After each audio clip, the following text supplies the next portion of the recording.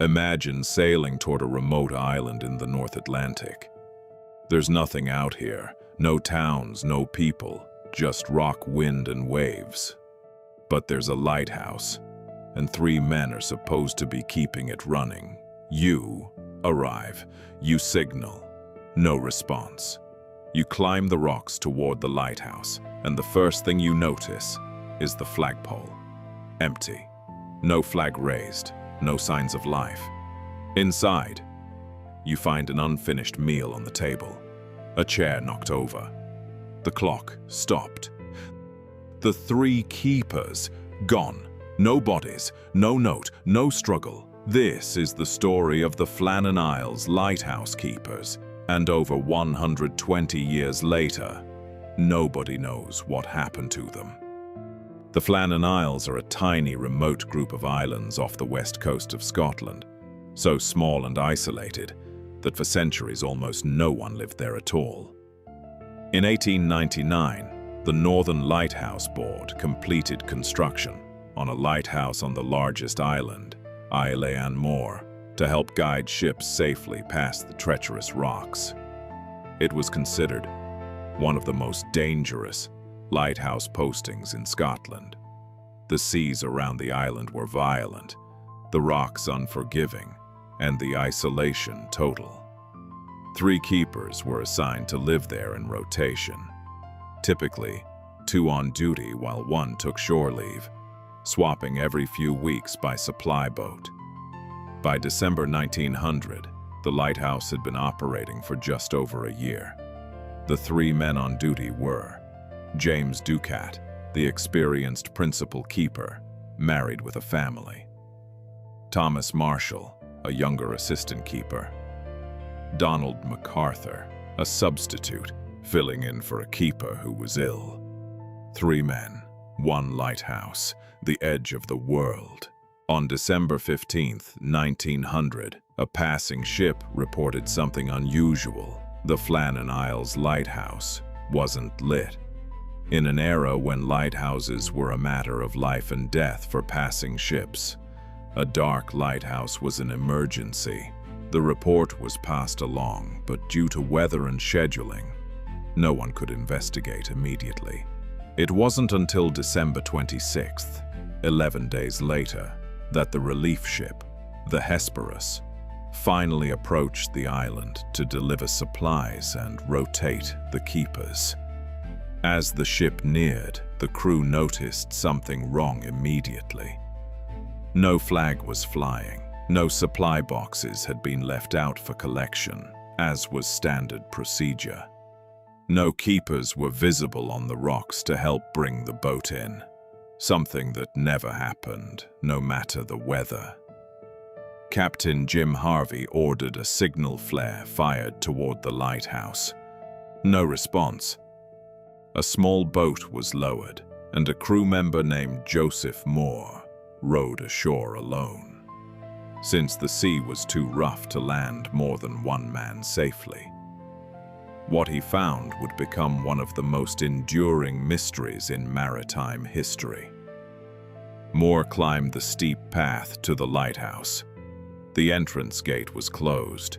The main door was shut, though unlocked. Inside, the silence was absolute. In the kitchen, Moore found a half-eaten meal still on the table, and a chair lying on its side on the floor, as if someone had stood up suddenly. The beds were unmade. The clock had stopped. All the lighthouse's equipment and lamps were in perfect working order, clean, polished, ready for use.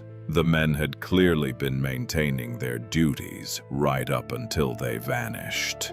Moore radioed for help, and a search party combed the entire island.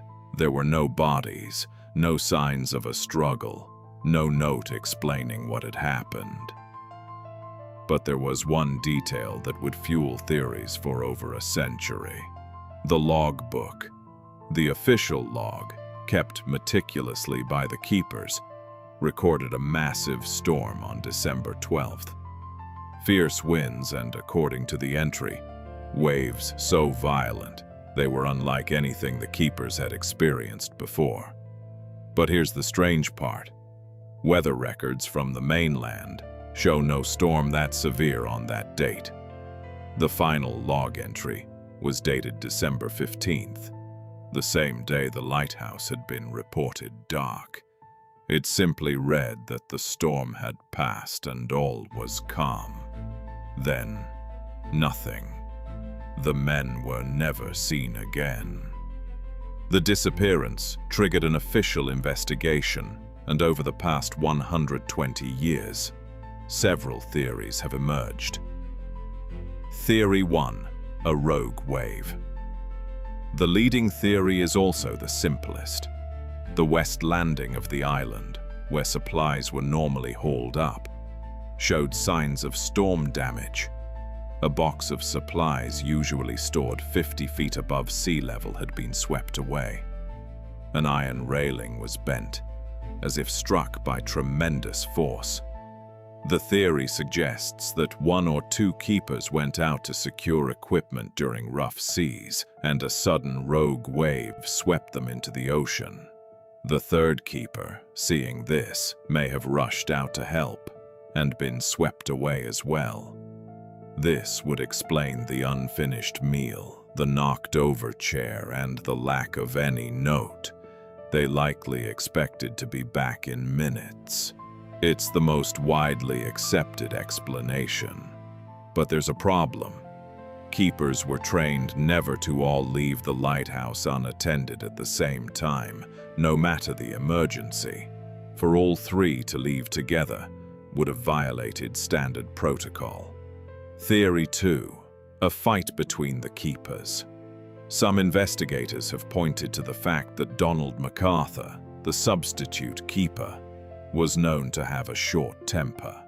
Speculation arose that an argument broke out, possibly between MacArthur and one of the others, leading to violence. But there was no blood, no signs of struggle inside the lighthouse, and nothing to suggest this theory beyond rumor. Most historians have dismissed it as unfounded. Theory 3: madness and isolation. The extreme isolation of lighthouse duty has led some to suggest one or more of the keepers experienced a mental breakdown, leading to a tragic series of events. However, all three men were experienced, and nothing in their personal histories suggested instability. Theory 4: something else. As with most maritime mysteries, stranger explanations have surfaced over the decades. Sea monsters, foreign spies, even the supernatural, fueled in part by a famous, though largely fictionalized poem, written about the event years later. None of these hold up to scrutiny, but they reveal something true about unexplained disappearances. When the facts run out, imagination fills the silence. The official investigation, led by Robert Muirhead of the Northern Lighthouse Board, ultimately concluded that the most likely explanation was the rogue wave theory, that the men had gone out to secure equipment during dangerous seas and been swept away. The lighthouse was restaffed and continued operating for decades. It was eventually automated in 1971, ending the era of human keepers altogether.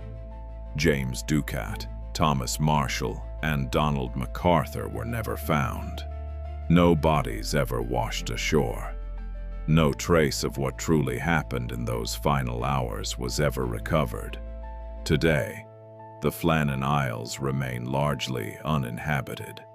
The lighthouse still stands, automated and alone, on an island most people will never visit. 3 men, one small island at the edge of the world, and a mystery that has outlived everyone who might have solved it. The most likely answer is also the simplest. The sea took them, the way it has taken so many before. But most likely isn't the same as certain, and until someone finds an answer the records can't explain, the Flannan Isles will remain exactly what they've been for over a century. Unsolved. What do you think happened to the keepers? Let me know in the comments below. And if you want more of history's strangest unsolved mysteries, subscribe, because there's plenty more I haven't told you yet.